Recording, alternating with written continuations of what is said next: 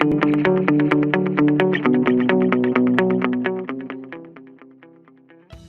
and warm greetings. Welcome to the Analyst by Vajiram and Ravi, where we would try to comprehensively analyze 7 articles in 2 different sections, along with the daily mains answer writing program.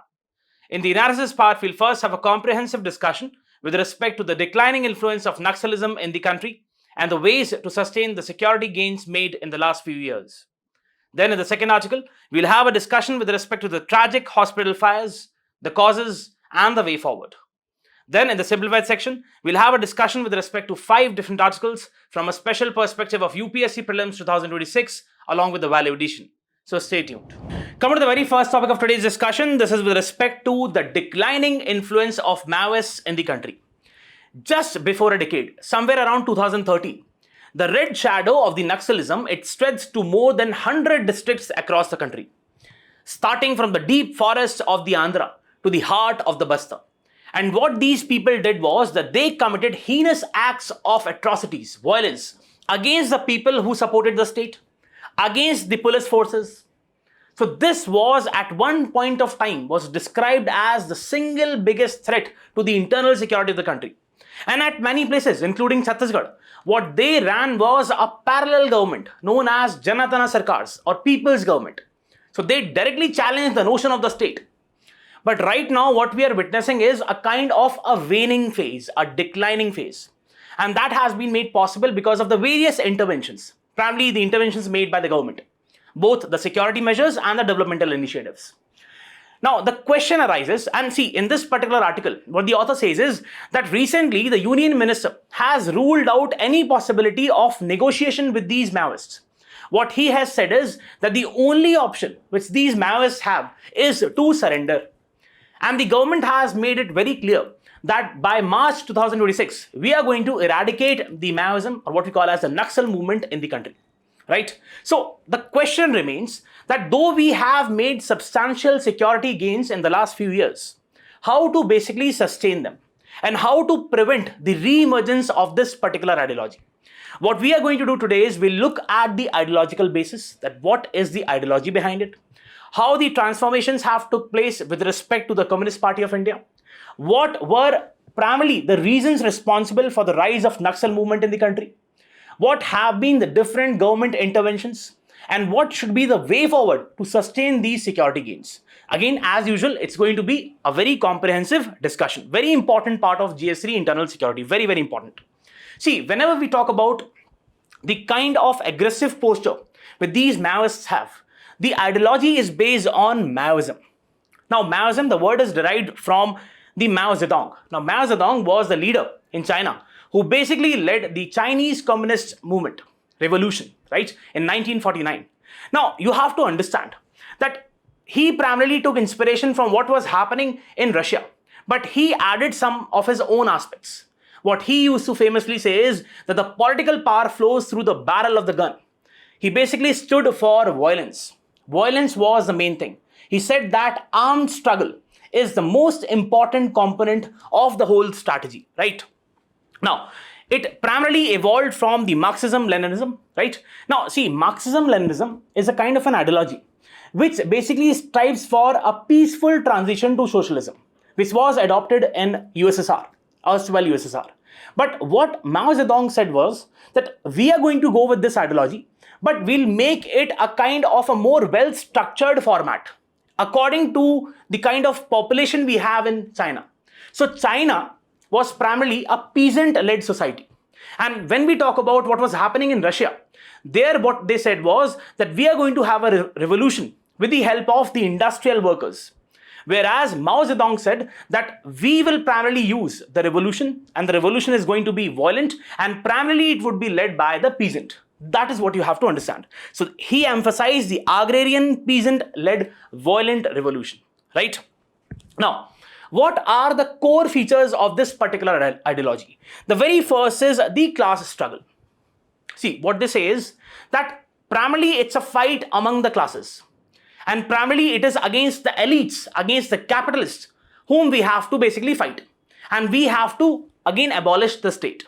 That is what you have to understand. Next is the protracted People's War. What Mao Zedong said, that this struggle is going to be a protracted struggle, a long struggle. And the centerpiece, the epicenter of these struggle would be the rural areas. It would emanate from the rural areas. People would basically unite, and then it would extend to the other cities, right? So starting from the rural areas, then it would extend to the cities. That is a protracted people's war. Then it would be armed struggle. That is, he said that we are not going to abide by the peaceful parliamentary democratic process. We are going to abide by the armed struggle, violent armed struggle, right? As I said, that he always used to famously say that the political power flows through the barrel of the gun, right? Then he rejected the aspects of parliamentary democracy. So you have to understand that right now we have Communist Party of India, right? Which is a party which is registered under the Representation of People's Act. So that party stands for the parliamentary democratic process. What it says is that through the constitutional means and the mass movements, we are going to basically attain the aims of socialism. But what this particular person, Mao Zedong, said, that we don't believe in parliamentary democracy. We only believe in violent struggle, right? That is what you have to understand. Now, in India, when we talk about the Maoist insurgency, it was primarily the Naxalite movement, right? So it was in 1967 that we had a particular area in West Bengal known as Naxalbari, right? Over there were some farmers and they had a dispute, a land dispute. So we had many leaders of the Communist Party of India and they supported these farmers. And ultimately, this particular Naxalbari movement, it evolved and it erupted into a larger movement, what we call as Naxalism in different parts of the country. And what we primarily say is the left-wing extremism. What they believe is in overthrowing the Indian state. They say that state is something which is primarily representing the interest of the capitalists, the elites. It does not represent the interest of the peasants or the industrial workers, right? So that is what you have to understand. And they aim to create a people's government, right? Now, see, right now it's very important to tell you the evolution of the Communist Party of India, right? In 1925, we had the Communist Party of India, right? This was basically started pre-independence. Then after independence, see, as I already told you, that communists world over, they basically say that we are against the state. State has to be removed. After independence, there was a particular question among the people who were the members of the Communist Party of India. The question was that should we abide by the parliamentary democratic process or should we abide by the revolutionary methods? That was primarily the question. It was in 1946 till 51 that we had a particular peasant-led struggle in Telangana. And the Communist Party supported these peasants. But what happened was that the state crushed this particular movement.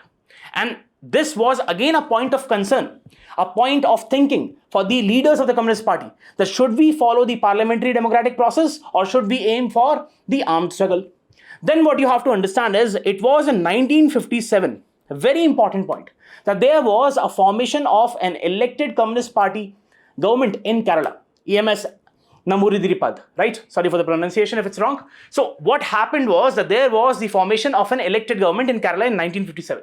Now this basically made a lot of people in the Communist Party feel that definitely the democratic process can also be used in order to attain the goal of socialism, right?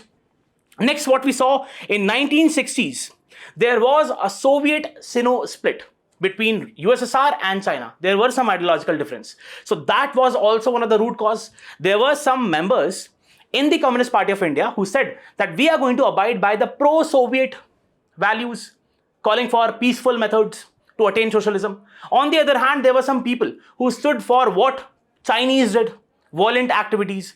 And then we had the 1962 war. India-China war, right? And in this particular war, what you have to understand is that many leaders of the Communist Party of India, they supported Chinese authorities. They supported the China. So that was primarily a concern. In 1964, there was a split in the party where some of the radical members, they basically moved away. And there was the formation of a particular party, Communist Party of India Marxist, right? Which is a kind which follows the parliamentary principles, which abides by the constitution, which says that socialism can be achieved through constitutional means. It's a party registered under the Representation of People's Act. Then what happened? There were some radical factions. And again, this thing started to erupt after the Naxalbari incident, in different parts of the country, we saw some violent incidents. It was in 2004 that two groups, People's War Group and the Maoist Coordination Committee, right? They basically united to form the Communist Party of India, Maoist. And this particular party is declared as an extremist organization. It is declared as a terrorist organization under the Unlawful Activities Prevention Act. That is the kind of chronology which you have to understand. So right now we have CPI Marxist, again a party which is a democratic party, right, which is registered under the Representation of People's Act, fights the election through democratic means. We have the LDF government in Kerala, right? So it is supported by the Communist Party of India.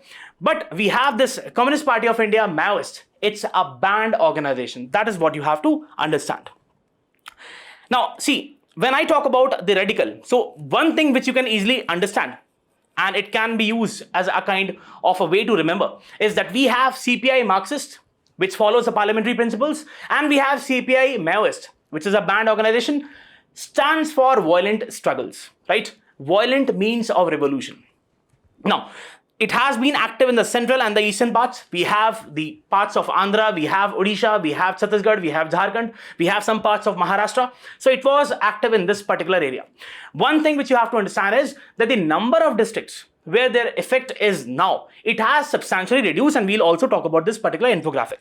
What is CPIM? I've already told you. In 1964, there was a split, and because of the ideological differences, I've already elaborated on that. Now, this is very important to understand. In 2013, the left-wing extremism affected districts in the country were 182. Can you just see this particular area, right? And this is what we call as the red corridor, right? It's used to span across various states. It spreads to many states, right? And that is the reason we called it a red corridor. But now, if you just look at the left-wing affected districts, as of April 2025, you'll see it's just 18. So it has substantially reduced, right? And that is the reason right now the word which we are using is not red corridor. We'll use the word red pockets, right? And if you use these words in your answers, that is going to significantly give credibility to your answers, right? So that would show that the number of the incidents of these Maoist activities has substantially reduced. Now, let's talk about the reasons for the rise of Naxal movement in India. As I told you, it was primarily in 1967. There was a village in West Bengal where there was a land dispute between the peasants and the landlords. And we had some people of the Communist Party of India supporting the peasants. And then it erupted into a violent struggle, and then it spread to various parts of the country. But that was a kind of a triggering factor. What were primarily the general reasons? The first is the historical and structural factors. Colonial legacy. When we talk about the land revenue systems during the British times, be it the zamindari system or the permanent settlement, it basically was against the tribals. So that created a kind of a distrust in the minds of the people, right? Then unfinished land reforms after independence, post-independence. What these people basically expected was that there is going to be a rational land distribution policy. There is going to be the implementation of land ceiling laws, where the land would be distributed. There would be a ceiling to how much land a particular person can own. But that didn't happen, right? Except in a few states like Kerala and West Bengal. Then alienation of tribal communities. What usually, at this particular time was happening was that these tribals were basically treated in a very bad manner. They were basically exploited. Their land resources were exploited. For example, be it the mines or be it the other forest resources. So they were treated as a substandard citizen. They were not given the due regards which other people were enjoying. Then we have socio-economic inequalities. If you look at the kind of the red corridor which I talked about, the eastern areas, what you'll see is that there are serious issues with respect to the human development. The human development indicators are very poor in these particular regions, right? Poverty and deprivation in tribal belts. Be it the literacy, it's very low. Be it the health and education standards, it's very low. There is no kind of policing which is there. State is almost absent. The services which are given by the state are absent. See, we often talk about the conception of welfare state, right? But that is in a way absent in this particular region. Then we have the inequitable development. Very, very important to understand. Especially from the 1990s, what we saw was a very good rate of economic growth which India witnessed. But what you have to understand is that this particular economic growth, it actually bypassed these regions. These people did not benefit from the kind of the economic growth we had. So there was a kind of an alienation. There was a kind of a disgruntlement, right? There was a kind of discontent among these people, that why we did not get the benefits of the economic growth, right? Exploitation by the landlords and the contractors.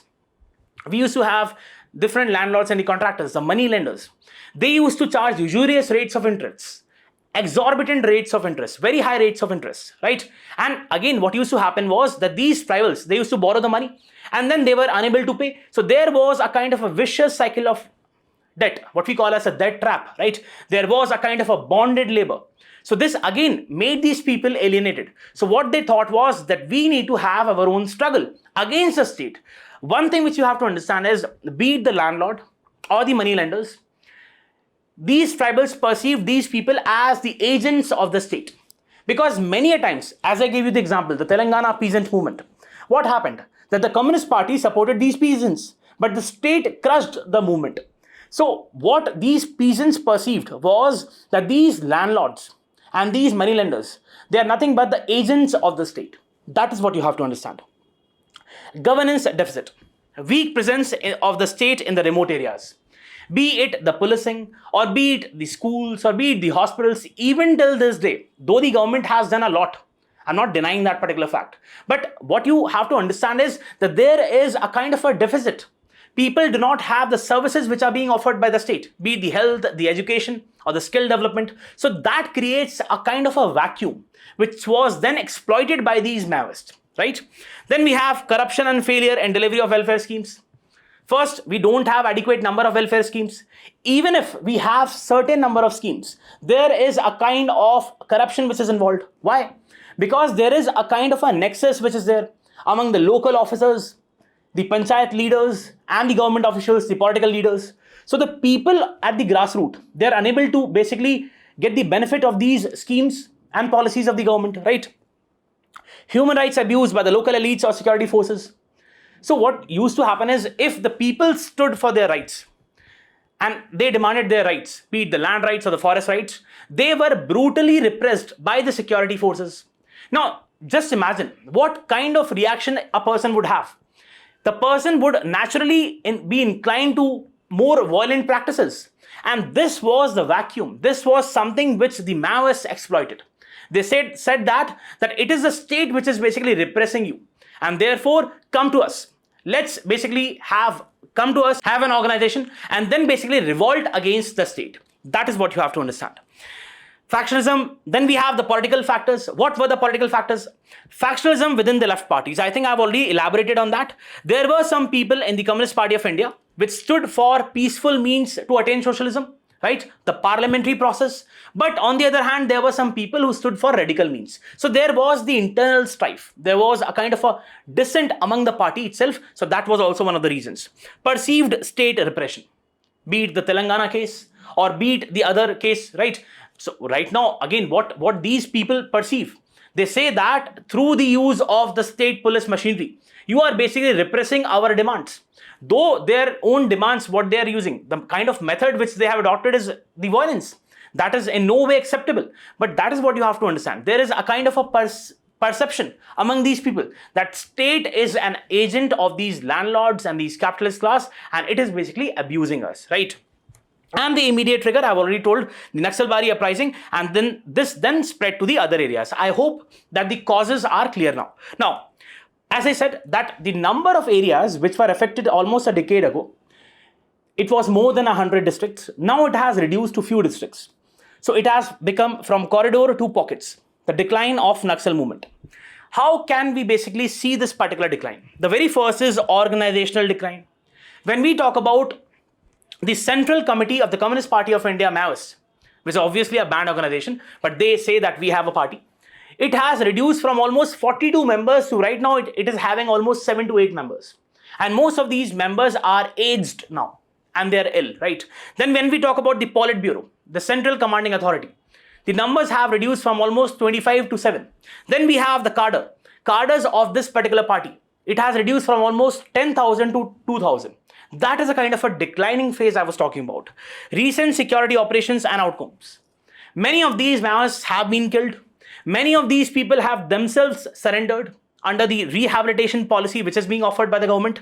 And then the senior leaders have been killed. This is very important.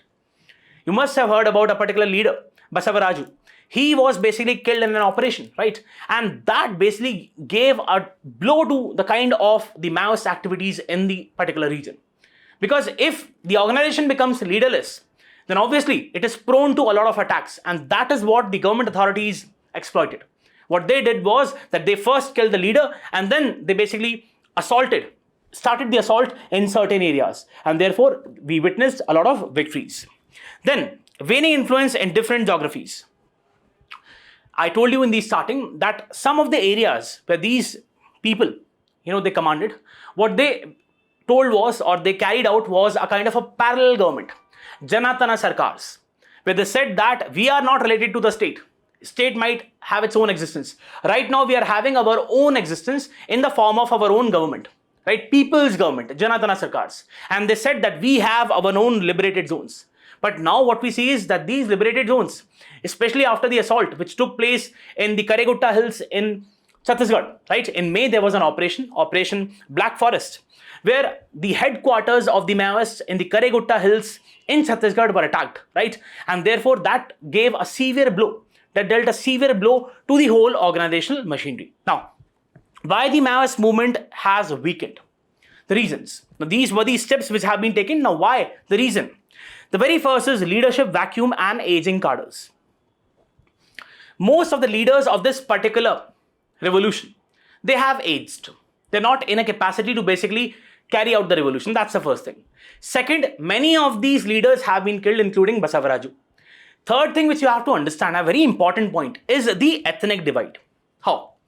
Most of the tribals, right, most of the cadres who are basically fighting on the ground, they are the Gonds of Chhattisgarh, right? But the leaders, they are the upper caste people of Andhra. So there is a kind of an ethnic divide which exists. And that is something which is obviously is not good for this particular people, right? And therefore it is weakening. Then we have tribal disillusionment.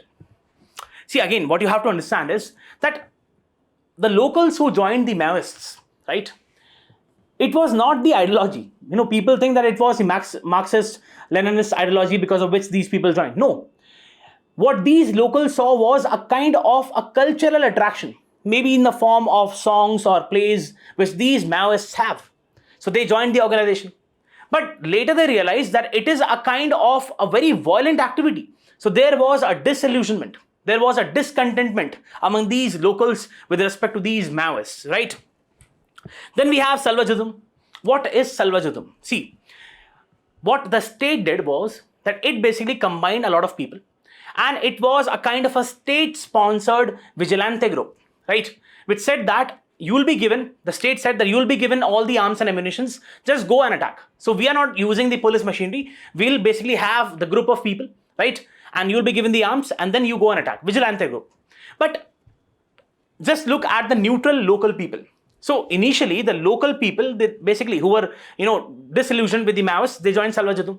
But the other local people, what they saw was that the Salvajism was carrying out atrocities against the Maoists and also the local people. And in many cases, the Maoists was carrying out the atrocities on the Salvajism and the other local people. So what these local people said that both of these instruments, they are not good for us. Rather, we should go for democratic processes. Rather, we should go for political mobilization. That is something which you'll have to understand. It alienated the local communities because of the atrocities committed by Salvajism and the Maoists, right? Next is strategic and ideological weaknesses. Especially in the last 1 or 2 decades, the educated youths in this particular area, what they say is that why not go for political mobilization? Why not go for democratic means, right? Why is violent armed struggle necessary, right? There's no point of having violent armed struggle. You have the elections, contest the elections, right? Become a representative and then do what you want. So especially the youths, the educated youths, they stand for political mobilization. Then we have security operations, very, very important. You must have heard about the Cobra, right? A specialized unit of the CRPF, which stands for resolute actions in these particular area. Or talk about the district reserve guards, What are district reserve guards? So we have these people who are ex-Maoists, who were previously a part of the Maoist forces, or who were previously a part of Salvajudum. Now they have been incorporated into district reserve guards. So these people have helped to kill or to eliminate the Maoists, right? Next, we have decapitation operations and targeted strikes. Because of the kind of the intelligence framework. See, one thing is very important to emphasize here. The government is basically implementing a particular strategy which is known as Samadhan strategy. Now, you people have to give me the full form of Samadhan. Now, Samadhan strategy focuses upon two aspects. The very first is the security measures in the form of Cobra or the DRG, right? Or intelligence backup or well-coordinated action plans with respect to the paramilitary forces or the state forces or the DRG, right? The second kind of initiatives or the interventions which the government has come up with is the kind of developmental initiatives. That is, the government is establishing, for example, there is a one particular program which is the SRE, Special Related Expenditure, for the construction of the roadways, or we have other schemes for the construction of telecom towers, or the hospitals, or the health facilities. So, on one hand, we have well-coordinated security strikes, right, precision strikes, and on the other hand, we have the developmental initiatives. That is what means the Samadhan strategy. And all these things are a kind of the result of Samadhan strategy. Then we have decapitation operations and targeted strikes, already told. In the Karegutta Hills in May, the operation took place and the headquarters of the Maoist forces were completely eliminated. Similar operations have been carried out in the other areas. 31 people, Maoists were killed in the Karegutta operations. Then we have the mass surrenders and the arrest. Why? Because the government is offering a kind of a rehabilitation policy where it is saying that if you basically surrender, that we are going to provide you the skills, we will train you with respect to the skills, we will give you the livelihoods, opportunities, we'll give you some form of cash transfers. So that is kind of attracting a lot of Maoists because they have been disillusioned. They are not really satisfied with the kind of policies being adopted by the Maoist leaders. So what they are finding is that it's a good thing to again join the mainstream. Then we have the successful civil society-led democratic movements. Very, very important. You must have heard about the Niyamgiri Hills. Over there, the civil society started a non-violent movement against the Vedanta mining with respect to the aluminium, right? And in the Niyamgiri Hills, it basically had its own success. Or be it the parts of Andhra Pradesh. So what many people in the Maoist cadres are saying is that we have these non-violent civil society organizations. They are achieving their objective through non-violent means. Why we are going for violent means? That is a kind of thing which you have to understand, right? So this is very, very important. Successful civil society-led democratic movements. How to basically sustain the security gains made in the last few years. That is again very important point. How to prevent the re-emergence of this particular ideology. Because many times what happens, that the state has basically eliminated the areas, but now it fails on the developmental initiative in those particular areas. So what would happen is that there would be a creation of vacuum. This can again be exploited by these Maoist forces. So that has to be prevented. Sustained tactical and security gains. This is very important. We need to have a robust intelligence backup. We need to have a well-coordinated plan. Whatever the cadres are left, which are not abiding by the government's rehabilitation policy, which are still pursuing the violent methods, they have to be eliminated. Using the state forces or the district reserve guards or the Cobra unit of CRPF, right? That has to be done. For example, the Operation Black Forest. Then we have the robust rehabilitation and reintegration schemes. Very, very important. You need to make the rehabilitation schemes more comprehensive. Say that once you basically surrender, we are going to provide you these skills and then you will be able to have the self-employment opportunities, or you can basically get an employment in a particular company or a particular enterprise, right? Give them the cash they need.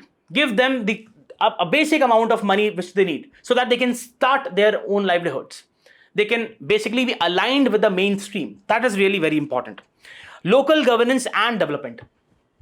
The local governance is basically paralyzed in these areas. I'll tell you why. We have these tribals who have their own rights, be it the land rights or the forest rights. They have not got their rights. Their land have been forcibly taken. And that is a kind of disillusion which they have, discontentment they have. So you'll have to basically remove that discontentment. How you can do that? By reclaiming those land rights and the forest rights. and giving them back to these people. That is very, very important. Trust with the tribal communities. How you can regain the trust? Let's say that there were human rights abuses, or let's say there were atrocities committed on innocent tribals. There has to be accountability with respect to that. If you ensure accountability through the judicial way, through non-partisan investigation, then definitely there would be a kind of trust which would be developed among these tribals. Then we have political engagement and grievance redressal. Again, very important. We need to mobilize people at the grassroots. There has to be, see what we did with respect to the Panchayati Raj institutions. The same thing has to be done over here in these areas. You tell these people that if you really have your legitimate concern, fight the elections, get elected, and then stand for the voice of the people, right? Be the voice of the people and stand for their concerns. That is what you have to understand. And the grievance redressal. Whatever grievance they have with respect to the governance or the dispersal of the services by the state, different services, it has to be resolved. Then we have preventing the ideological vacuum. That once you have already eliminated the Maoists in a particular area, now what you have to understand is you have to start the developmental initiatives. If you will not start the developmental initiatives, there would be a vacuum, and then that would be basically exploited by the remaining Maoists. That has to be stopped. De-radicalization, very, very important. Whenever we have these Maoist people, what they, how they start? They basically radicalize people. They make people feel that it is the state which is responsible for your concerns, for your sufferings. That has to be stopped. And if a person is already radicalized, if you have a group of persons or tribals who are having a lot of grievance against the state, so they have to be educated through various campaigns, be it the information, education and communication campaigns, and a kind of trust has to be developed. So de-radicalization campaigns are very important. Again, this is a very good news that we have substantially reduced the number of incidents. There have been many violent Maoists who have been killed. But the real question remains how to sustain the gains which we have made. So these are the steps which must be followed, not just in letter, but also in spirit. Let's have a mains practice question. The Maoist movement in India, which was a result of many factors. So the first demand of the question is many factors, is now in decline. Give the points, give the numbers which I've already told you. Analyze the reasons for this decline and suggest measures to permanently end the left-wing extremism. Do write answer to this particular question. Writing is only the way, because ultimately it's the main examination which matters. Prelims is important, but it is the mains which would get you in the final list. So do write this answer, and yes, if you're liking the initiative, do not forget to press the like button and also let us know in the comment section. Let's go to the next topic. Coming to the next topic, this is with respect to the incidence of tragic hospital fires in the country. See, what you have to understand is that a hospital is a place where people usually go to secure good health and well-being, so as to come out in a better condition. But what we have been witnessing in the last few years is that there have been increasing incidents of hospital fires, especially in the government-run hospitals. And this has claimed the life of many people. Now, this in one way or the other is a blot on the overall healthcare service delivery in the country. A very important topic of GS2 health. In this particular column, we have a hospital in Jaipur, right? That is the Samai Man Singh Government Hospital, where a fire was there and 6 people have died, right? Now, what you have to understand is that this is a major public safety concern. As I already told you, that we are going to hospital to secure good health and well-being. But if such incidents take place, then this is definitely something which is a very systemic, which points towards a very systemic issue in the overall healthcare service delivery. And especially in the hospitals, what you have is, you have people who are in immobile condition. You have people who are on oxygen support. You have ill people. Those people are not even in a condition to come out of those enclosed spaces if such incidents are reported. So it is a very serious public safety concern. What have been the recent fire incidents? Just in December last year, we had a particular incident in Dindigul in Tamil Nadu where more than 6 people died, right? Then we had a particular incident in Rajkot and Ahmedabad, COVID-19 hospital fires, where some inflammable material caught fire and ultimately there was death of many people. Then we had a very severe incident in a hospital in Vivek Vihar in Delhi in June 2024, where many children died. Similarly, we had a particular incident in Rani Lakshmibai Hospital in Jhansi, where again many infants died, right? In the child care unit, there was a fire incident. So this points towards the severe or the several lacunae or the loopholes we have in the overall healthcare delivery aspect. Now, what are the common causes of hospital fire incidents? The most important reason is the electrical short circuits, right? And why? See, especially in the government hospitals, who are primarily the people who are coming to the government hospitals. They are primarily the poor people who can't afford the private facilities. So they're coming to the government hospitals. And in India, what you see is that the government hospitals are overloaded. Too many patients are basically flowing in the government hospitals. So there is a kind of a burden on the machineries, on the diagnostic facilities, on the equipments which are there in the hospitals. They get heated because of the continuous usage. They're running 24/7. So that is something which basically creates the heat. And there are instances of short circuit because the circuits itself, be it the CD scans or the MRI machines or the X-ray machines, they are overloaded. They are being overworked, and that creates the heat. And ultimately, in many cases, there is a short circuit because there is a report which says that the most important and the most common reason for these hospital fires is the short circuit. That is what you have to understand. And then you have the poor maintenance. See, we understand that there is the burdening of the infrastructure. The infrastructure is burdened because of too much of use, be it the machines or the diagnostic facilities. But there is no maintenance also. There has to be a regular maintenance of these machines, of these electrical wiring systems. But that is not there. Then lack of fire safety equipments. There is almost a complete absence of fire extinguishers in many healthcare facilities. That is not even present. So if there is a particular incident which starts at a very small place, you can easily, put it off with the help of the extinguishers, but that is not available. Smoke detectors, there is no presence of smoke detectors or non-functional equipments. Even when you have these equipments, they are non-functionals. See, understand, in the government facilities, we have the kind of a tender process which goes, right? And there is a huge corruption which is involved. So there is no timely repair. There is no timely maintenance of these instruments. And therefore, what happens is that these instruments become non-functional, and in many cases, ultimately, it results in the fire incidents. Then flammable material, yes. See, hospital is a place where there are a lot of flammable materials in the form of the cotton bed sheets, or let's say the sanitizers, or let's say the cotton. So all these things are flammable, and that in one way or the other, it aggravates the fire. It increases the intensity of the fire if it takes place, right? Next, there is also the improper storage. See, we understand that there is the aspect of flammable material, but there has to be a proper storage. There have to be particular rooms where these things are stored, right? But that is not there. Then we have building code violations. See, in general, we have the building code, which has to be followed for every building, be it the commercial or the residential. But specifically, when we talk about these buildings, for example, the hospitals or the enterprises, different enterprises, they have to abide by the fire safety standards. But there is complete non-compliance with these standards. There is lack of fire exits or blocked routes. Again, the exits are very few.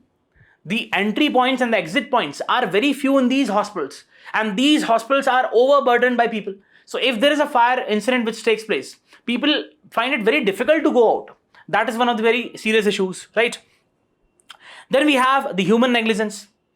The staff which is there in the hospital, it is not trained. Proper training is not given to these people with respect to how to manage if a particular incident occurs, right? Lack of training with respect to the fire safety protocols, how we have to proceed, what series of steps are to be done, how to basically follow different guidelines. That the whole training is not given to the people, right? Delayed response to the alarms, right? Even if you have the alarms, there is a kind of a delayed response. People are negligent, they are derelict. They're not really concerned about what is happening in the other block, right? Overcrowding, limited infrastructure capacity. I think we already discussed this. That especially in the government hospitals, there is a kind of too many patients who are coming. And the hospital, it's overbearing capacity. There is too much of inflow of the people who are basically seeking the healthcare aspects. But the kind of the instruments we have few instruments, we have few doctors. So that is in a way, it is invariably burdened, and that leads to the heating of the instruments, and again, in many cases, the short circuits, overcrowded intensive care units, and the wards. Now, what is a regulatory framework with respect to the fire safety hospitals? Before that, look at this particular infographic. It gives us information with respect to the compliance in Tamil Nadu. It says no fire safety plan in almost 2,000 hospitals, no license in almost 1,400 hospitals, no ramp in almost 1,270. Ramp is the inclined passage which you have. So if you have an incident of fire in a particular facility, you need to have the ramps so that you can carry the patients who are immobile or who are on oxygen support or who are in a very ill position, right? So that is what you have to understand. We have the National Building Code of 2016. It provides the detailed guidelines for different aspects, not just the fire, but one of the very important component for these commercial buildings or enterprises or the hospitals is to have a proper fire safety regulation in place, is to have all those facilities, but that is not being abided. Fire prevention and safety measures. Then we have the state fire safety norms. See, in the states, we have different fire departments. And if you're coming up with a particular enterprise, be it a hospital or anything, you have to get a fire no objection certificate from that particular department.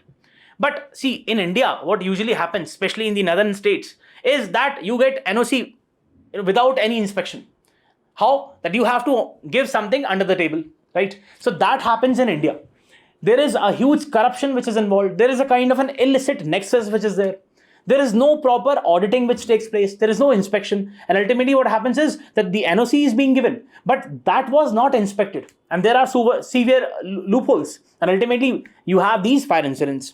Then we have the Indian Electricity Act of 2003. It emphasizes on safe installation and maintenance. It provides the overarching framework with respect to how to maintain and how to basically have a safe infrastructure. Then we have the Environment Protection Act of 86. You must be aware that this deals with the management of the hazardous material, be it the flammable material. So there has to be a proper guideline. There has to be a proper series of steps of how to basically store and manage these flammable materials, right?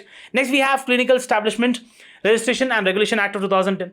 It ensures the compliance. It ensures that different healthcare facilities, be it the private or the government, they should abide by the kind of regulations we have, the other regulations we have. So it provides the overarching framework. Now, what should be the way forward?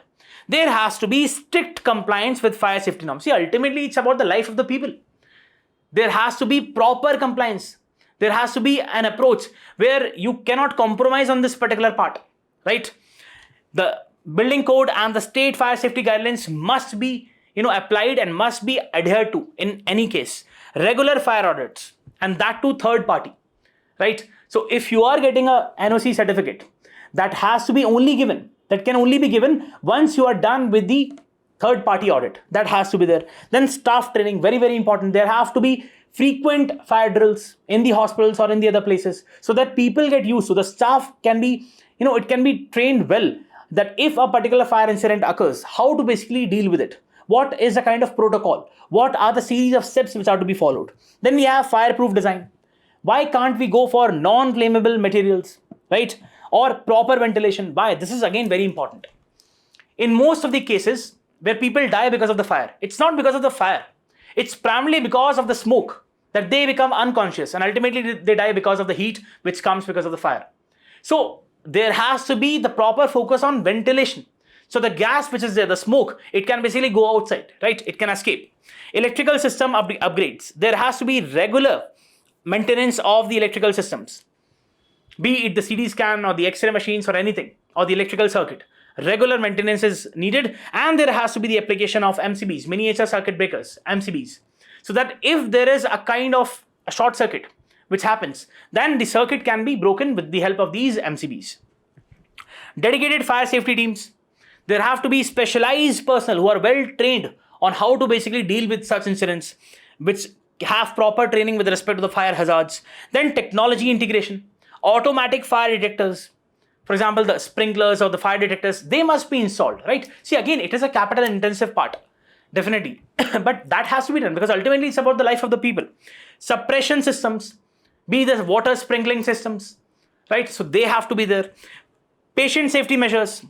If a fire incident takes place, what should be the protocol? What should be done at the very first stage is that you prioritize the intensive care unit patients, or those patients who are immobile, or those who are on oxygen support, or those who are in unconscious state, or those who are, severely ill, because they cannot move on their own. So they have to be taken out first. Public-private collaboration. As I told you, that this is a capital-intensive thing that requires a lot of money. So why not involve the private sector? Why not come up with a kind of a redevelopment plan for different hospitals where you incorporate the private sector also, right? Then we have the policy reforms, stricter penalties for non-compliance. Those hospitals who are not complying by the kind of guidelines we have, the fire safety guidelines or the building codes, they need to be penalized. And those hospitals who basically perform well, who are abiding, they need to be incentivized. So that has to be done. Again, this is a very serious incident which you must understand. Because in hospitals, if we have this type of condition, especially in the government-run hospitals, then a lot of innocent lives are lost. And then that is a blot on the overall healthcare delivery systems we have, right? So in order to basically achieve the sustainable development goals with respect to the good health and well-being, or be it let's say the goal of becoming a Viksit Bharat by 2047, we need to make sure that our healthcare facilities are robust, they're fireproof. That is what you have to understand. Let's have a mains practice question. Examine the underlying causes of increasing incidence of fire accidents in hospitals across India. Suggest measures to improve the fire safety standards in healthcare facilities. 15 marks, 250 words. Do write a particular answer in this question. Now coming to the simplified section, we have the first topic which talks about the physics Nobel given for the particular phenomena of quantum tunneling. See, whenever we talk about science and technology, it becomes quite confusing and challenging for many aspirants. So we'll try to simplify it. See, when we look at physics, we can look it from the angle of classical physics, where we look at a particle as a discrete particle, having its own properties and characteristics. Then we have the quantum physics, where we are not just looking at the particle as a discrete particle, but we are also looking at the particle as a wave. So there is a kind of duality which exists in quantum physics. That is, the particle is existing as a discrete particle, and it is also existing as a wave. That is what you have to understand. Now, the behavior of particles at microscopic level in quantum physics, it shows certain principles. It follows certain principles. For example, the principle of superposition. In normal computers, you have the bits, right? Where the value is 0 or 1. But when we talk about the quantum computers, the value can be 0 or 1 or any of the values in between. Or at the same time, it can also exhibit the value of 0 or 1. That is what gives the edge to the quantum computers, which uses the qubits. Then there is the phenomena of the entanglement.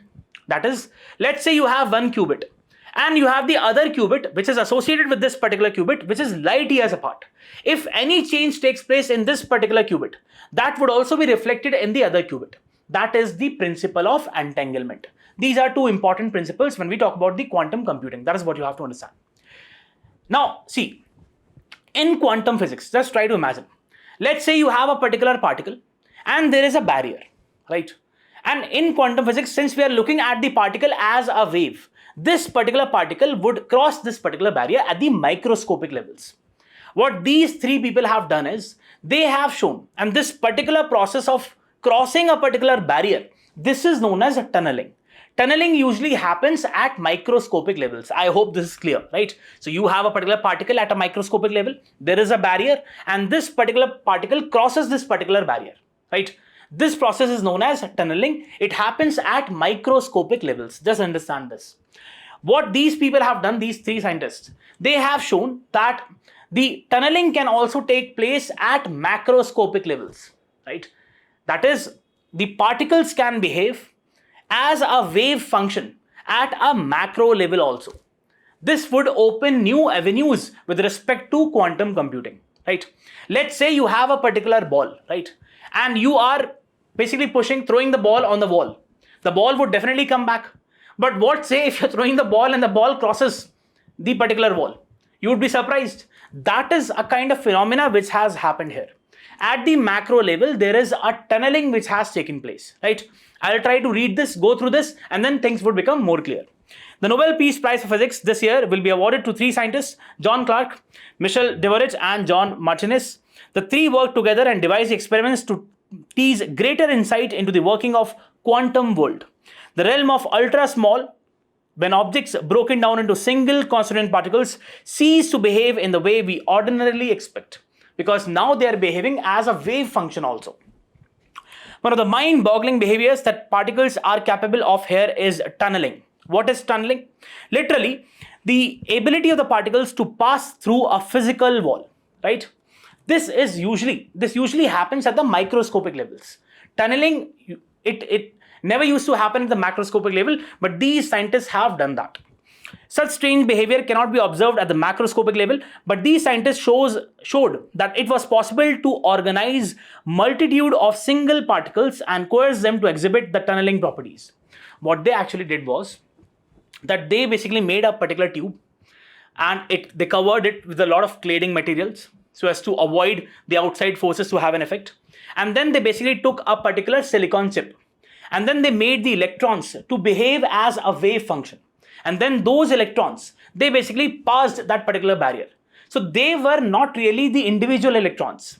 They were a kind of a group of electrons treated as a particular wave. That is what you have to understand. Electrical circuit, the three scientists devised an electrical circuit with two superconductors, components that can conduct a current without any electrical resistance. What is a superconducting material? Which offers no resistance. That is a superconductor. They separated these with a thin layer of material called the Josephson junction. The barrier is known as Josephson junction that did not conduct any current at all, right? That is what you have to understand. Quantum physics. Quantum physics is a branch of physics that studies the behavior of subatomic particles such as electrons, photons at the most fundamental levels. Unlike the classical physics, which describes a macroscopic world, quantum physics is based on the principles of superposition or entanglement. I've already told you that. Allowing the particles to exist in multiple states. This is what the superposition is all about. That is, unlike these classic computers, the quantum computers can represent either 0 or 1 or both at the same time. In classical computers, you have the bits 0 or 1, right? 1 or 0. But qubits, they can exhibit properties from 0 to 1, any number, or at the same time 0 also or 1 also. That is superimposition. Then we superposition. Then we have the entanglement. Two qubits can strongly correlate with each other even if they are located at light years apart. In the quantum world, this entanglement is used to encode the problems. Entanglement. Changes in one qubit would reflect in the other qubit. Let it be thousands of light years apart, doesn't matter, but that would be reflected in the other qubit. These are the two principles. So we have the duality which is there in quantum physics. Now, this is again important to understand. When you throw a ball at the wall, you can be sure it will bounce back at you. You would be extremely surprised if the ball suddenly appeared on the other side of the wall. In this particular experiment, the same thing has happened at the macro level. Micro level pe, it was very clear. This thing was very clear that this happens. It crosses a particular barrier. But this for the very first time has happened at the macro level. This is important. In a normal conductor, the electrons jostle with each other and with the material, right? They push each other hard. When the metal becomes superconductor, the electrons join up as pairs. So you have the electrons joining each other, right? And there is a kind of a Cooper pairs, what we call as Cooper pairs. Electrons are joining each other and these pairs are known as Cooper pairs. And form a current where there is no resistance. The gap in the illustration marks the Josephson junction. Cooper pairs can behave as if they were single particle that fills the entire electrical circuit. Quantum mechanics describes this collective state using a shared wave function. The properties of this wave function play the leading role in the Lorenz experiment. So you just look at this picture. Normally you have the conductor, you have the electrons, discrete electrons like particles. Then we have superconducting material where the electrons join each other and form the Cooper pairs, right? Then what happens in the quantum physics is that we're not looking at the electrons now. We are now looking at a kind of a unified structure which is behaving like a wave, right? And that is only possible. That is, the electrons are now behaving like a wave function. That is what the uniqueness of the quantum physics is all about. So this is the experiment which they have conducted. This is the silicon chip which they have used. Maybe a question in the prelims can come with respect to what is tunneling. Tunneling at microscopic level, it basically describes that once you have a particle which crosses a barrier, behaves like a wave. This is for the very first time that these Nobel laureates, they have conducted an experiment at the macro level. So this would bring new avenues in the quantum computing. That is what you have to understand. Let's go to the next topic. Coming to the next topic, this is with respect to the gold monetization. See, what the author is trying to say is that we Indians have a lot of gold with us. But what we are doing is we are still dependent upon the foreign sources. We are still borrowing a lot of money. Why not utilize this very important domestic resource which we have, gold? Now, how to do that? Through monetization of the gold. Earlier, the government came up with the gold monetization scheme, but it was stopped in this particular year. What the author is trying to say is that let's make a very robust, a revamped gold monetization scheme so that we can utilize the vast resources of gold which we have in the country and then use those resources for domestic development, right? For the creation of industries using that particular resource. So we have this particular article which says that self-reliance in India is not merely economic program but a civilizational idea drawing strength from within to face the global challenges. So according to the author, we have always been Atmanirbhar. We have faced a lot of challenges, and those challenges have been like a blessing in disguise, where those things have made us more strong. Atmanirbharta has given a renewed push, turning the ambitious vision into tangible achievements in areas like food security, digital transformation, vaccine development, right? So he also gives the example that what were the periods of crisis, and in those period of crisis, how did we manage? Well, in 1960s, there was the issue with respect to food security, right? The population growth rates were too high, but the kind of food resources we had were very less. So there was a mismatch. So therefore, we had to go with the Green Revolution, where we incorporated the high-yielding variety seeds, right? Green Revolution helped in India to overcome the drought-driven shortages. In 1990s, there was a balance of payment crisis, right? We had to open the doors of the economy, and ultimately it was a kind of a good thing for India, right? We became more competitive, right? There was a development of IT and ITES enabled industries, IT and digital transformation, early reforms and human capital created a global IT powerhouse, right? COVID-19 pandemic, the world was struggling with the creation of vaccines, but we had our own vaccines, and not only for domestic consumption, but we supplied to many of the least developing countries and developing countries around the world. Rapid development of the indigenous vaccines then present a similar push is visible in defense indigenization. That is, see, again, we have been importing a lot of defense platforms, be it from Russia or Israel or US, but right now we are also focusing upon indigenization of defense platforms.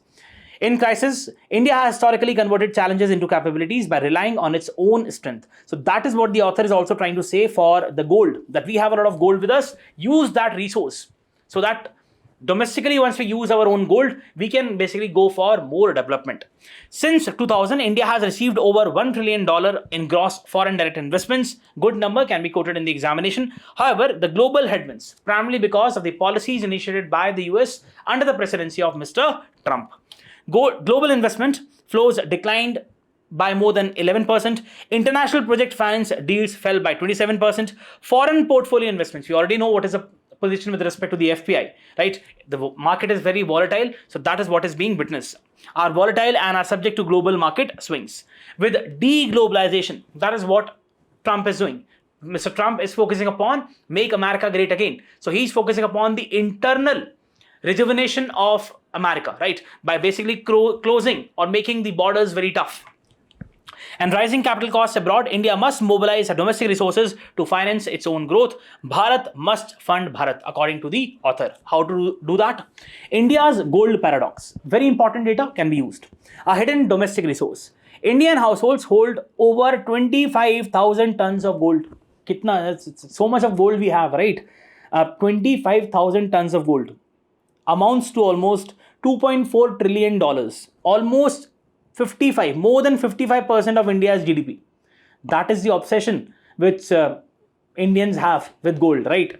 Yet India imports about 87% of its gold demand, contributing to almost 8% of the import bill. So we already have a lot, but still our obsession with gold, it makes us to import more, right? That is what the author is trying to say. Gold imports historically worsened as a trade deficit in 2010 and 13 was almost because of one-third of the imports. The one-third of the deficit was because of the gold imports during these years. Gold is thus both a challenge and an opportunity. Missing domestic gold, the way forward, what we should do. Past gaps, what have been the loopholes, the lacunas. Previous gold monetization scheme had low uptake, low absorption of the people, low usage due to weak infrastructure, limited outreach and lack of depositor trust. Learning from the global best practices, successful models abroad, robust assaying. What is assaying? That is very important. See, assaying is a process where you judge the purity of the material. If you are going to a particular enterprise or an organization or an institution and you're submitting the gold over there for the deposit scheme, that gold has to be first, we need to know that what is the percentage of actual gold in it? What are the impurities? So that is the assaying. So we need to have proper laboratories for the assaying purpose. And hallmarking infrastructure, innovative gold savings product, digital platforms enabling easy deposits and withdrawals. So there has to be the integration of technology with respect to the identity of the person who is basically depositing. right? Or like we have the mobile banking. Same thing we can have for the gold monetization scheme. Key essentials for a revitalized scheme's infrastructure. Enable the Bureau of Indian Standards registered assaying and hallmarking centers. Tackle the unbranded gold with uncertain purity that limits the recycling. So still, see, we have the hallmarking of gold in the country, but still what you have to understand is that most of the gold which people buy, it's still not hallmarked. And there are issues with respect to the quality of the gold. That is what the author is trying to focus upon. Banks manage finances. Now, if you have this particular gold which is not hallmarked, how would you monetize it? So it has to be first known that what is a purity level. For that, assaying laboratories are very important. While certified centers ensure the secure and transparent gold handling. Digitalization. Depositors should track their metal balance as easily like a bank balance. It has to be digitized. Trust building measures. Remove the friction such as GST and customs scrutiny on deposits. So many times if people are even willing to go for these schemes, they don't go for this. Primarily because they see that there are a lot of hurdles, be it the GST or the customs scrutiny. Ensure no question asked, simplicity and transparent returns. What is the economic logic according to the author? Mobilized gold, if we can use the domestic gold which we have, can provide funds at almost 4.5 to 6.5% cost, cheaper than external borrowing, and reduce the import-related current account pressure. Right? So there would be two benefits. First, we'll get the loans at the lower interest rate, and there would be less import of the gold. Moment for a new phase of Atmanirbharta. India has repeatedly turned crisis into opportunities. Food in the 1960s, IT in the 1990s, vaccines during the COVID-19. The present challenge is to achieve financial Atmanirbharta by harnessing the domestic wealth, particularly using the household gold. This is both an economic and civilizational choice that strengthens India's strategic autonomy and growth sovereignty, right? So again, important, you can go through this. This is important. The gold monetization scheme was announced on 15th September. Now, this is a PIB article from 25th of March 2025. 15 September 2015 with the objective to reduce country's reliance on the import of gold in the long run and mobilize gold held by the households and institutions in the country to facilitate use for the productive purposes. Now, this has been basically stopped, this scheme. Therefore, you have this article which says that has been discontinued. Medium-term and long-term government deposits component of the gold monetization scheme have been discontinued. That is the reason the author is saying that we need to come up with a more revitalized form of gold monetization scheme. And he gives the steps that we need to have a proper infrastructure with respect to the assaying, the inclusion or the integration of the digital aspect. So that is what you have to understand. Let's go to the next topic. Coming to the next topic, this is with respect to the visit of the British Prime Minister, Mr. Starmer, to India, along with a delegation of more than 100 people. Now, this is an article from the explained part of the Indian Express. Each and every line of this article is important. And this article gives us a very good picture with respect to the relations between India and the UK. Gives very important points, important for those having PSR and also important for the GS2 international relations, right? British Prime Minister Starmer is coming to India on Wednesday for a 2-day visit. He'll hold bilateral talks with Prime Minister Modi and attend the Global FinTech Summit in Mumbai. This is a reciprocal visit by British Prime Minister because already in July, we had Prime Minister Modi who visited UK. After Modi travelled to the UK in July and they signed the free trade agreement. Therefore, the visit becomes more important because we have achieved this particular feat of free trade agreement with the United Kingdom. The free trade agreement has the stamp of a bipartisan consensus. Both the Conservatives and the Labours both have agreed to what the provisions of this particular free trade agreement is all about. Dependable ties in uncertain world. We already know what Mr. Trump is doing, and that is again influencing the kind of policies which different countries are adopting, be it the kind of relations which India is looking forward to with respect to different countries, be it the UK or be it the EU or be it the other countries. In the current global environment where US President Trump's disruptive approach has created uncertainties, India and the UK have the opportunity to be reliable and predictable partners. So that is something which is really very important for India and also the other countries. As an Indian official said, the FTA is the floor, not the ceiling. So there are a lot of opportunities which can be explored. While Starmer is facing political challenges back home, right? So there are internal strifes within the party, right? But he continues to play a significant role on the global stage because he recently had a particular meeting what he called as the coalition of the willing against Russia's invasion, and he had a lot of other countries participating. So it shows his credibility with respect to dealing the international issues. Living Bridge, the Indian diaspora forms about 2.6% of the UK population. Now see, that is how you use the information from the articles. Let's say there's a question with respect to India-UK relations. You can directly extract these points, right? So what is the number of the diaspora? 2.6% of the UK population contributing to academia, literature, science, business and politics. More than 65,000 companies in the UK are owned by Indian diaspora, right? And these contribute heavily to job creation, local economic growth and taxes. This forms the living bridge between the two countries. The India-UK relationship is robust, multifaceted and mutually beneficial, and on May 6 this year, it was elevated to when the two prime ministers announced the conclusion of India-UK FTA and the Double Contribution Convention. We'll see what this convention is all about. PM Modi's visit to the UK in July, a comprehensive economic and trade agreement, the Vision 2035 document, as well as a new defense industrial roadmap was also signed. So these three documents becomes very important. They were signed in July once we had the Prime Minister Modi going there. The key pillars of the India-UK Vision 35 include the growth and jobs in the UK and India, education and skills partnership to nurture the next generation of the global talent, developing cutting-edge technology and strengthening the defense and security cooperation. Economic cooperation, India-UK FTA brings together the world's 5th and 6th largest economies. So again, a very important point. A lot of things can be explored here.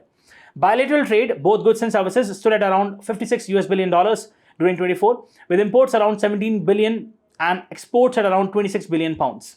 Total bilateral trade in goods is about 18 billion pounds, while trade in services is around 25 billion pounds. You need not to go for what is the import and export, but yes, do remember this particular amount of 56 billion US dollars.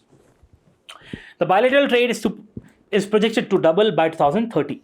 The FTA is expected to give Indian businesses more competitive market access in the UK in different sectors, be it the textiles, leather, footwear, engineering goods, auto parts, engines. Indian and British companies employ more than 650,000 people in each other countries.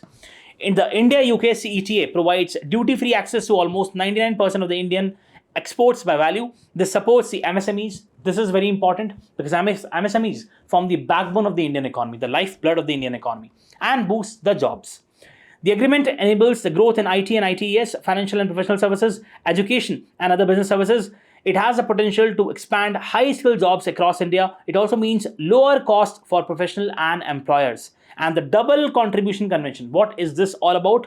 Provides a 3-year exemption from the UK Social Security for eligible Indian workers on a temporary assignment and their employers. This is going to benefit the 75,000 workers. So they are exempted from the contribution. Defense cooperation, a defense industrial roadmap for collaboration in co-design and co-production, joint development and production of defense products is expected to meet the growing demand for both countries. For example, the jet engines, joint military exercises, port calls, different technological cooperations, subject matter expert exchanges for exchange of best practices. Education, the number of Indian students in the UK is around 170,000. A lot of Indian students go to UK to basically pursue their higher studies. Various UK universities are planning to establish campuses in India. University of Southampton is coming to Gurugram, right? And under the policies of the National Education Policy, under the provisions of the National Education Policy. An MOU, Memorandum of Understanding, for the mutual recognition of academic qualifications was signed in July 22. Scholarships and pathways, there are various scholarships. Young Professional Scheme, about 3,000 young professionals from each country can live and work in each countries, and therefore they can also develop their skills. Education as an investment. Education is among the top sectors attracting UK foreign direct investment into India. Queen's University of Belfast and the University of Surrey are both about to set up their international branch at the GIFT, Gujarat International Financial Centre, IFSC Gujarat, right? Research and Innovation, and India-UK Science and Innovation Council is held once in every 2 years to develop bilateral relationships in science and technology. So again, use these keywords, the science forum or the scholarships in your answers, right? The UK is India's second largest international research and innovation partner with joint research program pegged at around 300 to 400 million pounds. MOU was signed in 23, especially in different technologies, for example, the quantum technology, clean energy, pandemic preparedness, artificial intelligence, machine learning. There's a plan to establish a new India-UK Net Zero Innovation Virtual Centre focusing upon the industrial decarbonization and work on focus areas including the use of green hydrogen as a renewable energy source. So we have in culture also, be it the Bollywood or the interaction among the different countries. And then we have the connectivity, more local access to services. New consulates general of India in Manchester and Belfast were inaugurated, and this expands the services to the people, to the Indian people who are working there. More flights and seats. So we have more number of flights which are being operated on a daily basis between India and the UK. So that has to be increased for more interaction. That is what you need to know with respect to this particular article. Let's go to the next article. Coming to the next topic, this is with respect to the call made by President Trump to take over the Bagram airfield in Afghanistan, right? So this is for the very first time that India has sided with different countries, including Pakistan, in order to oppose Trump's plan. In an unexpected turn of events, India has joined the Taliban, Pakistan, China, and Russia to oppose President Trump bids to take over the Bagram air base in Afghanistan. This comes days before the scheduled visit of Taliban-ruled Afghanistan's Foreign Minister Amir Khan Muttaqi later this week. While not naming Bagram, a sharply worded statement issued by the participants of the Moscow format consultations. We'll talk about what is Moscow format, very important. On Afghanistan said, the participants called unacceptable the attempts by countries to deploy their military infrastructure in Afghanistan and the neighboring states, since this does not serve the interests of the regional peace and stability. The 7th meeting of the Moscow format consultations on Afghanistan was held in Moscow at a level of special representatives and senior officials of Afghanistan, India, Iran, Kazakhstan, China, Kyrgyzstan, Pakistan, Russia, Tajikistan, and Uzbekistan. A delegation from Belarus also attended the meeting. So these were the members who were present at the Moscow format talks. Trump has demanded that Afghanistan's ruling Taliban hand over the country's Bagram air base to Washington 5 years after he signed a deal with a group that paved the way for US withdrawal from Kabul. Quite predictably, the Taliban have rejected the Trump's demand, with chief spokesperson saying that Afghans will never allow their land to be handed over to anyone under any circumstances. Now, interestingly, Delhi has also joined to oppose the Trump's plan ahead of Muttaqi's visit to India, a historic first for a Taliban foreign minister. The Bagram air base, which has 2 concrete runways, lies about 50 kilometers outside Kabul. Afghanistan's rugged mountainous terrain makes controlling its airspace difficult, with few places suitable for landing large military planes and weapons carrier. Therefore, it is strategically very important for US, and that's the reason Trump is making these calls. Bagram, the country's largest airbase, is one of the few such airbases, making it a strategic stronghold. It played a key role in US war on terror after 2001. The Moscow format joint statement also said the parties reaffirmed their unwavering support for the establishment of Afghanistan as an independent and peaceful state. It said that they called for strengthening the counter-terrorism cooperation at both bilateral and multilateral levels. Also, the elimination of terrorism and its eradication within a short time frame, so that Afghan soil is not used as a threat to the security of the neighboring countries. It was a reference to the India, because Pakistan is being used, right? The reference to Afghan soil in the context of security of the neighboring countries is from India's perspective, a message to Pakistan. They supported the active integration of Afghanistan into the system of regional connectivity. The joint statement said, again from India's perspective, a message to the US that has removed the sanctions waiver on the Chabahar port in Iran used to access Afghanistan from Delhi. So this is one of the very concerning point. So previously we had a waiver with respect to the sanction, but the Trump administration has removed for the Chabahar port. So this is creating difficulties for India. It said the parties reiterated their commitment to continue the humanitarian support to the Afghan people and called on the international community to intensify the provision of emergency humanitarian assistance to the Afghan people while simultaneously reaffirming opposition to any attempt of politicizing it. You need not to go into the specific things, but again understand that this Moscow format is primarily a platform which is basically opposing the Trump's move that he is going to basically acquire the Bagram airfield. So that is something which we all are opposing, including India. In a historic first, Muttaqi is set to visit India later this week after the UN Security Council allowed him to travel to New Delhi from October 9 to 16. Since Muttaqi is on the list of sanctioned individuals applicable to the Taliban leaders under UNSC Resolution 1988, this can be asked in the prelims that what is UNSC Resolution 1988? It is with respect to the sanctioned individuals. He needed the approval. That is what you have to understand. Now here, a map-based question can come in the exam. Just look at this. This is Kabul and this is the Bagram airfield. If you look at this map, we have Kabul, the rugged terrain, and this is the Bagram airfield which we have. Very important. What is Moscow format? It's one of the 7 dialogue platforms on Afghanistan which began before the Taliban takeover of Kabul. It consists of Russia, China, Pakistan, Iran, Kazakhstan, Tajikistan, Kyrgyzstan, Uzbekistan, Turkmenistan, and India. The key objective, and Belarus was also invited, right? The key objective of the Moscow format of consultation is to facilitate the national reconciliation process in Afghanistan and establish peace. During the meeting, the participants discussed basically the issues related to Afghanistan, including the current humanitarian situation and the ongoing efforts of various stakeholders to provide assistance, intra-Afghan talks, formation of an inclusive and representative government, primarily to make sure that there is peace and stability in Afghanistan and there is no external interference. That is what you have to understand. Let's go to the next topic. Coming to the last topic of today's discussion, we have the center approving a disbursal of a fund from the National Disaster Response Fund to various states. A high-level committee chaired by the Union Home Minister has approved 707.97 crore of additional central assistance to the states of Assam and Gujarat, which were affected by floods and landslides during the year 2024. The assistance has been provided from the National Disaster Response Fund. Out of the total amount, around 313 would go to Assam and then 394 would go to Gujarat. The committee has also approved 903 crore to Haryana, Madhya Pradesh, Rajasthan under the NDRF for expansion and modernization of fire services. What is this fund all about? The National Disaster Response Fund, it is defined in Section 46 of the Disaster Management Act of 2005.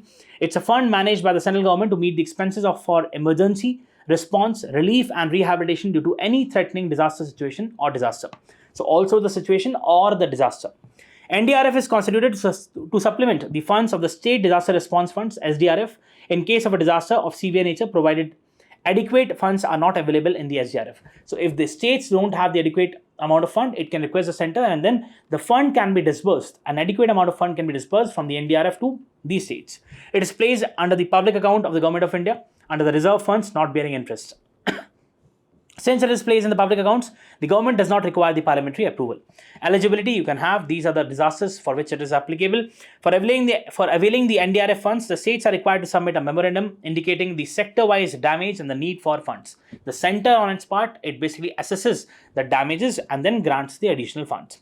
The financial assistance from the NDRF is for providing immediate relief and is not the compensation for loss and damage to properties or crops. In other words, NDRF amount can be spent only towards meeting the expenses for emergency response, relief and rehabilitation.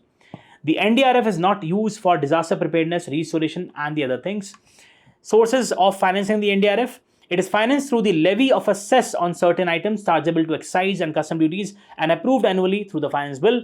The requirement for funds beyond what is available under the NDRF is met through general budgetary resources.